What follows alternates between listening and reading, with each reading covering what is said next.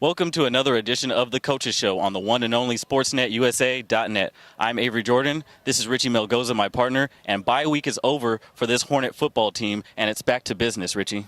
Definitely back to business, Avery. We start this Saturday, conference games. Every single game matters. Playoff invitations. The first game will be against Grossmont at Grossmont. 2-hour drive down to the San Diego area. You can catch that game right here on SportsNetUSA.net. And the Hornets are 20-5 against Grossmont all time. They do struggle against them sometimes, but then again, sometimes they put up historic numbers like in 2013 and 2016. Yeah, and this year, Grossmont not looking too good so far with a record of 2-3. So we'll see what happens in this game. Could go anyway. What's up? Yeah, we can keep it going. We can keep it going. Just keep going. So that was Robert Johnson, wide receiver for the Hornets, and he's a great guy. Always loves to come chat. Real big fan of the camera. He loves popping in just randomly, so we love Robert. We also love Marcus and everybody else that randomly pops in to the camera.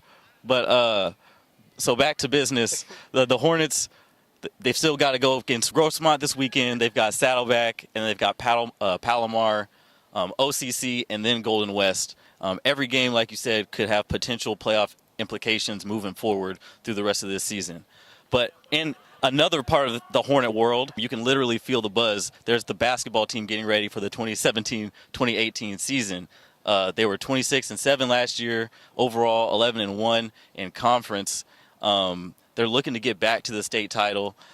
And we actually got a chance to catch up with Coach Perry Webster, who's getting ready to go into his third season on the job. All right, I'm here with Coach Burns. Coach, you guys are now 5-0 on the season. Has this team been living up to the expectations that you've set at the beginning of the season thus far?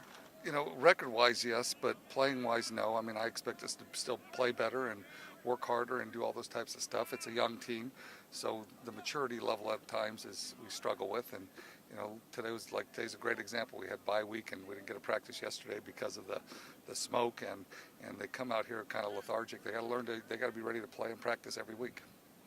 Now, can you tell me the team's mind state right now, like how the guys are feeling in the locker room? They are undefeated. I know they feel real confident, which is good. You know, you want to play a confident football team, but you don't want a cocky football team where they think it's going to be easy. Because, like I said, you got to travel down 2 hours down to Grossmont this week. And if you don't play well, they're going to have a chance to beat you. And that's what just happened with Canyons. Had to travel down there, and they struggled. So hopefully we'll be prepared to play this week. Have there been any real surprises for you this season? Not surprises, but some guys have stepped up, you know, which has been great. Rob Johnson, who, you know, we knew he had the talent. He stepped up this year and became is one of our guys. And then Marcus Grossman, he was, you know, a guy that you knew he was going to have a good year. And Gerald Hill, you knew he was going to have a good year. So they've done what we have expected, that knew that they could do. All right, now you do have Grossmont coming up this weekend. You guys perform historically well against them. You're 20-5 against them all time. Do you see this as being – you've also laid down some historic beatdowns on them as well. So do you see this as being another historic game or record-setting game for you guys? Like I said, if we go down there and play our football game, we'll win that football game. If we go down and don't travel well and don't do what we're supposed to do, then we're going to be in a dogfight in that football game. What's more important when it comes to game planning for the rest of the season? Is it your guys' weaknesses or strengths, or is it the opponents? You know, game planning, our coaches do a great job. They're going to analyze the players we can go after, and they're going to, you know, but I still think we're going to do what we do on offense and defense, and just because we feel that we have, you know, kids that are better players most of the time, and they got to beat the guys across from them. That's, you know, life, you know, and that's kind of what our motto is, but we will game plan definitely and make it so we put our kids in good situations. Now, coming out of the Moore Park game, you guys played a bunch of different looks at running back. Is this something that you guys are looking to exploit going forward? You know, we're not necessarily. We, hopefully we see Gerald get a lot of carries and a lot of yards and stuff like that. I think he's our number one back right now. I think there's some guys that can really help us out in that area, and we had to see some kids. We had some kids that hadn't got an opportunity to carry the ball all year long, and we had to see what they could do, and some of them did really good, and you know, that's going to help us. We still have 8 games left in our eyes, and we're going to need those guys. Guys are going to get banged up and things like that, and so they had a chance to play. We probably played too many guys against Moore Park early, but we wanted to see them in a game situation and see where they were at, and let our offense stutter a little bit, but not just at running back, but all over the place. And at least we got to see those guys in live action and see if they're going to be able to help us the rest of the year. Rob Johnson and Marcus Grossman are your leading receivers right now.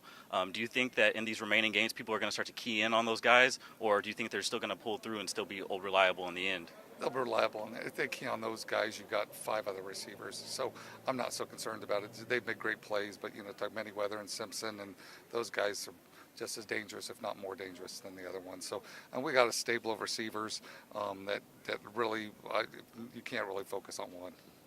And you guys, your run defense is actually pretty good. You've been holding teams to about 62 yards per game. Grossmont puts up about 94, not exactly the best running team. Do you think that it's going to be easier for you guys to focus on guarding the air in this next game? I don't know. He's going to always stop the run. That's just a goal of ours, make people throw the football.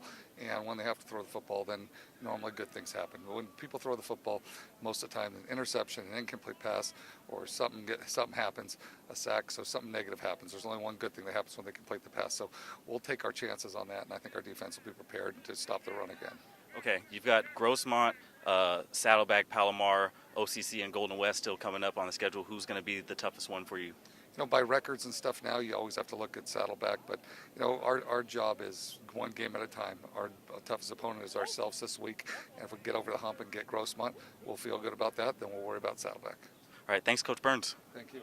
All right, I'm here with defensive end Montre Bonner. Montre, what's it take to be a great defensive end? You just got to trust the process. You got to do everything that the coaches say. And just like anything else in life, you just got to stick to the game plan and believe in yourself.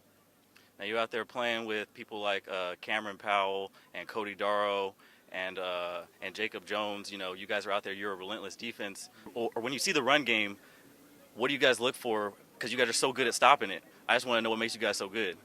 We, just like I said earlier, we just trust in each other. I know certain things that happen on the field. When I see certain people do certain things and they see the same thing, it may be different at the different positions, but we all going to one goal. Now, Coach Burns said that he wasn't pleased 100% with this team so far. Are there things that you aren't pleased with either? Or two, I'm sorry? Yes and no. Like I obviously understand where he's coming from because we all got the same goal, but we just not playing to the fullest of our potential. Like we still haven't. Like Moore Park was a good game and all with a shutout and everything, but we still haven't broken that threshold of how we really supposed to be playing. What do you think it's going to take for you guys to kind of break through that mold and get to the next level and play, outstanding Hornet football that you guys are looking to do? As much as we do trust each other and everything, we just really gotta put everything into each other and just play football, have fun, and stop looking at it as a necessity, but like actually something that we actually have to go out there and do. Do you think that youth plays a huge factor in it? With this just being a young team. Oh yeah, most definitely. There's going to be people that don't listen, but that's just kids. But I'm not saying I'm not a kid myself, but the discipline and everything else that comes into play, just how you were raised, definitely comes with a big impact. And he definitely did that for us. All right, now looking forward to the rest of your schedule. You got Grossmont, Saddleback, Palomar, OCC, and Golden West still left on the schedule. Who do you think is going to be the toughest? Ourselves, to be honest. We just got to, like I said, break through that threshold, and after that, no one can stop us. Now, you're a returner. What's the difference between this team and last team at this point in the season at the bye week? That's a hard one. The only difference is we already got that family mentality. Instead of having to take a loss last year to really gain it, we actually here with it, and we're not going anywhere. Now, you guys, you are undefeated, so, of course, naturally, you guys are going to have some kind of swagger about you. Do you think that that's at all affecting anybody or you guys as a whole? No, sir. One difference from last year to this year is that actually no one's really talking about it as much. Everybody's just out here playing football and just enjoying themselves. That's good. So you guys are just focused on the championship. Have you guys, coming out of the bye week, have you and the coaches set any new goals or objectives for the team to reach for the second half of the season? Of course, we got to start off 0-0 because we're going into conference, but the only new goal is to stay on the track that we already have for ourselves. All right, thanks, Montre Bonner. I'm here with defensive backs coach Damon Porter for the Fullerton College Hornets. Coach, coming off this bye week, how did you spend the bye week? Just relaxing and really just preparing for our next opponent, Grossmont, watching a little bit of film, and just kind of getting away from the game of football for a little while. So you're going, like you mentioned, we're going into Grossmont this week. It's going to be about a 2-hour drive. Do you think the drive has an effect on the players at all? I wouldn't necessarily say that. Being that it's a 1 o'clock game, we're accustomed to playing 1 o'clock games, so I think we'll be just fine. All right, Coach. Defensive backs against Mountain Sac. You guys made a couple of changes, I know, going into that game. And those changes so far have worked out. You got Jacob Jones. He's got a couple interceptions. So what made you make those changes? Well, injury played a big role in it, but also just a weekly competition. We allow guys to compete every day in practice, and we have an open competition. So whoever plays the best throughout the course of the week, they have the opportunity to start. So it's a week-by-week scenario. All right, and your D-backs, early, like I mentioned, we made those changes, and it helped out a lot because early on in the season, not doing so well. The pass defense giving up a lot of yards per game. What has changed? Is it just the players making the difference, or is there better play calling, or what's going on? Well, play calling is always where it needs to be. It's just guys practicing the techniques that we teach them, guys buying into our system, and just everybody being on the same page, at the same time, especially when we need it come fourth quarter or just week by week, So it's definitely a week by week progression. And so, what kind of techniques are you out here teaching these guys that you need them to know, and so that they're out there every game, playing their hardest? Well, I don't want to give up my secrets, Right. but we work on a lot of man coverage, and it's just the basics of just being a DB, focusing on the little things that count, knowing where you need to be, knowing your coverages, knowing your assignment, your alignment, your technique, and always giving the best effort. So, last game against Moore Park, you guys gave no points. How did that feel for your defense coming out of that game? It was a big accomplishment. Shutouts are hard to come by, obviously. It's not the easiest thing to do. Everybody has to be on the same page, from the D-line to linebackers to our secondary. So it's definitely a team accomplishment. I mean, it's something to hang our hats upon and something else that we can build upon going into conference play. And I know late in that game, the kicker for Moore Park actually missed a field goal, and we heard the sidelines went crazy. Was that like a goal for you guys late in that game to keep them at 0 points? Of course, it's always a goal to keep opponents from scoring, but I mean, when a team kind of goes that route and they want to go and try to score late to try to get a shutout off the board, then obviously we're going to enjoy it a little more because we're working hard for that. And it's almost like they're waving the white flag and just kind of giving up, but saying, hey, we're not going to allow you to shut us out. But it worked out in the end. Obviously they missed it. We brought a little bit of energy. So yeah, we let out a big yell at the end because we enjoyed the fact that they missed that field goal. All right, Coach. And then 2 weeks from now, we actually get Saddleback. It's looking to be probably one of your toughest games yet. What's your game plan going into that, if you've even thought about that yet? Honestly, I haven't thought about Saddleback. We're focused on Grossmont. It's a week-by-week league. Football is a week-by-week sport. So we're just focused on getting better day by day, and we'll take care of Grossmont. And then when it's time for Saddleback, then we can talk about Saddleback. All right, so you mentioned week-by-week game. We're going into this, or you guys are going into conference play now coming out of the bye week. Is that helpful or not helpful? It's always helpful. I mean, we can only focus on what we can control, and that is our opponent in front of us. So that's our main goal is Grossmont this week, and we have our game plan set, and we're going to focus on getting better every day. So come Saturday, we can go ahead and come out victorious. All right, so you guys are going into conference play. Probably one of the best conferences. It's a really good conference. Is there any teams besides the obvious Saddleback that might give you some trouble? The only team that can challenge us is ourselves. If we play our game and play Fullerton Hornet football, then we're unstoppable. Nobody will beat us. But when we have the mistakes that we make occasionally, and if we continue to allow certain things to happen, then we can be beat, but we're our biggest opponent. Well said, Coach. Thank you very much. Thank you. Appreciate it. Yeah. All right, I'm here with the one and only Justin Manyweather. You had a return this last weekend. The record is 2 for punt returns. The record is 3 for kick returns. Are you coming for one of those records this season? Man, that is one of my goals, my highest goal right now. At the same time, I'm trying my best to do more on offense, but, I really have a certain goal for punt returns as of right now. Mm-hmm. Now, what would it feel like for you to just break through that mold and become, a part of Hornet history? Your name is etched in the history books. How do you think that would make you feel? It would make me feel great. I just want to go beyond the record, There's certain boundaries that I know I can reach. And if I know I can break that record, I have all the confidence in the world. Now, you guys are pretty deep at receiver going into this next game. What are you guys going to be looking to attack offensively? Offensively, we're going to be attacking the safeties. We've watched film over them, and they're not really as athletic as us as our wide receivers are, you know. So I feel like we're gonna attack them the most, you know, going downfield the most. Now, you guys in the red zone, you guys are almost money every time you're in there. You know, you're there like 57% of the game. You score about 54% of the time that you're in there. What makes this team so good at executing when you guys are in the red zone? Well, you know, it starts at practice as well. You know, Campbell has his own game plan, and all we do is we practice it and practice it and practice it. So in the game, we can really execute it. So you know, we just we do what our coaches are told us to do. You know, and we get the job done. How important is it for the everyone to just believe in, you know, like Coach Campbell, how important is it for everyone to believe in that scheme and the game plans? Well, you see, it's very important, you know. Like I said, Coach Campbell has his game plan, as you can see, for last year. We did very well. You know, I believe he has an answer for everything.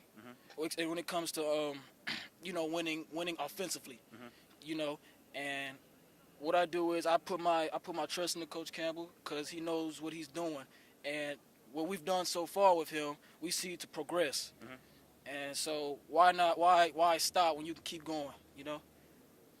So, well, you seem like you're very focused, and you set goals for yourself. Do you have any goals that you've set for yourself or objectives for the second half of this season? You know, the only goal I probably have for myself is to do good in my academics, you know, because, you know, my father is always, you know, saying or hearing things about other people getting offers and why hasn't your teammates getting offers? Why aren't you getting offers? And I said, you know what, Dad, it's probably grades, you know, and that's really important. So that's for the second half, you know, I just want to focus on my academics. That's my main goal right now. And what are you majoring in right now, or what are you trying to get? As I want to major in law enforcement. You know, I want to help people. You know, I want to steer them in the right direction. And what made you want to do that? My father, actually, he's a deputy sheriff for LAPD. So you know, I just wanted to do the same thing he was doing. So what's the next step for you after Fullerton College? What's the next step for me? Like I said, you know, hopefully I can get an offer somewhere. But after Fullerton College, you know, I'm just gonna stay in school, you know, because that's my thing, right? That's my motivation right now, and you know, hopefully I don't have my parents pay for my education. That's it. All right, that's a very noble cause. Once again, thank you for your time, Justin Manyweather. So right now we're being joined by the head coach of the men's soccer team here at Fullerton College, Coach Greg Aviles. Coach Aviles, as a head coach, you have to manage not only performance on the field, but also performance academically. How do you do that? You know, we just set an early set of standards with our guys, and everybody has an understanding of what our real goals are. Our goals are to get an education and transfer out, as well as be successful on the soccer field. So I think with that common understanding and goals, it's easy to just translate what we're trying to do throughout the week. Do you think it makes it easier for you, being a student athlete yourself at a time? Does it make it easier for you as a head coach? I don't necessarily say it's easier, just a little bit more of an understanding of what these guys go through every day. It's not an easy situation to be school full-time and then have the demands of being a soccer player, especially what we demand in our program. So it's just a little bit of understanding that helps us kind of put things together and, you know, and just be able to empathize with them at times when they just have tough situations. Recent 5-match unbeaten streak for you guys came just as you started conference play. How do you think that helped you? You know, with us, it was just all growing. You know, since day one, we've been trying to get a little better every game, every day. And we've seen some great growth from our guys and just kind of sticking together and helping them develop as young men and understand that, you know, if we just keep doing what we're doing, we're going to eventually, it's going to be all right. When you look at your team, what is a match that you have circled so far in the upcoming weeks? Right now it's Friday. You know, our next match is always the one that we've got circled and keyed up. You know, every game is important for us at this point of the year. We're fighting for a playoff spot. We're at the same time we're in line for a conference championship. So it's always going to be the next game is going to be recircled on our list. Do you pay attention to standings at all? You know, not really, because for us it's just a matter of what we're trying to do and accomplish. That's the priority. The standings will come into play obviously later in the season once everything's said and done, because in our situation in California, we have to things based on PowerPoints and things like that. It's not just what we do. It's based on what other people are doing too. So the first priority is for us to take care of our business each day. How important do you think time management is for your student athletes? It's extremely important. It's one of the first things that we bring to the table when guys are coming to our program, as we talk about time management and scheduling and how we prioritize things. And it's something it's a constant in our program, because without proper time management, you can't do it all. What are you looking forward to in this match coming up? It's just more of what we've been doing. We're looking for more guys to continue to step up, guys to be highlighted, our younger players to continue to develop and grow and showcase their abilities. We're excited for our veteran players that are starting to get opportunities to be looked by four-year schools. And then this, obviously, with Friday against Taft, we're looking forward to playing against another quality opponent. You've been one of the more successful head coaches in Fullerton College history in terms of your first 3 years here. How do you look to continue that success? We just believe in what we do. Honestly, myself and my coaching staff, we were players here, and our assistant was a player here, and I played at Santiago, and so we understand the demands of this level. We've played at the other levels, understand where the guys are trying to go, and we're just trying to bring that knowledge back. And I think what we just do together, we just continue to grow. Thank you, Coach. Thank you. We're being joined by Armando Torres, player for this Fullerton College men's soccer team. Armando, when you look at the practice field, what has Coach been working on with you so far? Well, for me as a player, he's been working on me for my shape, for my positioning, because he played as a left back or right back, and then for me, I play center back. So he makes sure my positioning on the field, how to turn my body on the goal, how to know when to push up, how to talk, and that's what he's been working on for me. But as a team, he wants us to work as much as we can with chemistry and all to push up as a unit and maintain the soccer field. You talk about being a center back. How important is it to make sure that your slide tackles are on point? Very important. Last game, or against Santa Ana, I honestly messed up a slide tackle, and that caused a goal, and we unfortunately lost the game. But just because of that, I'm going to bounce back and make sure my slide tackles are on point, and I'm going to try to push everyone else so then they can do their part too. Being a sophomore, you've been under Coach Greg Aviles for 2 years. What's he like as a coach? Honestly, he's not only a coach. I find him as a mentor, as a friend, and he's a very nice person to work with. I very much enjoy his company. He's a funny person. He's very outgoing, and he'll do anything to put the players in front of himself first. What are some personal goals you have for the second half of the season? Some personal goals, I'm going to try to keep more shutouts and try to make my coaches proud. There you go. Thank you, Armando. Thank you. So like Avery Jordan mentioned earlier on the Coach's Show, we are now here at basketball. Ryan's Reflections. Joining us right now is, of course, Avery Jordan. Avery, we're going to start with a preview. A little bit of background before we get to the preview. Fullerton College last year, surprise team, I guess you could say. They get to the state championship. They make a run at the OEC title. They grab it away from Saddleback. They're able to do it, and they get to that state championship, just can't come away with the win. You're right. They went through, hell and high water just to get through the championship game. This was their fourth shot for the school to get a state championship. Came up a little bit short in the remaining seconds. I watched that game back like 2 times last night, and I really was trying to figure out what happened. But really, the last remaining seconds, the game just slipped away. It was kind of like San Diego treated Fullerton like they were Samuel L. Jackson in Jurassic Park. I don't know if you've seen that part when Wayne Knight stuck his finger up in the computer, and he was like, That's exactly what happened. But Fullerton's definitely going to be back with a vengeance this year. And you talk about San Diego City. This is a team that Fullerton College had faced earlier on in the season. Once in the Fullerton College Classic, once at home in San Diego City in their own tournament, and they came away with a victory both times. They beat them by 11 in San Diego, in their own house. And they were favored to win coming into the state tournament. Fullerton was ranked number 1. San Diego was ranked number 5 in the regional round, and then ended up being number 2 when it came down to the Elite 8. And then Fullerton was supposed to go against San Francisco. That's what I would have liked to see. San Francisco was the one that was actually favored to beat everybody. But they couldn't pull through for the North, and it was 2 SoCal teams that ended up facing off. And you look at those 2 SoCal teams, Fullerton and San Diego City. San Francisco was supposed to be that team, like you just mentioned, Avery. They were supposed to be that team in the North. Saddleback was supposed to be the team in the South.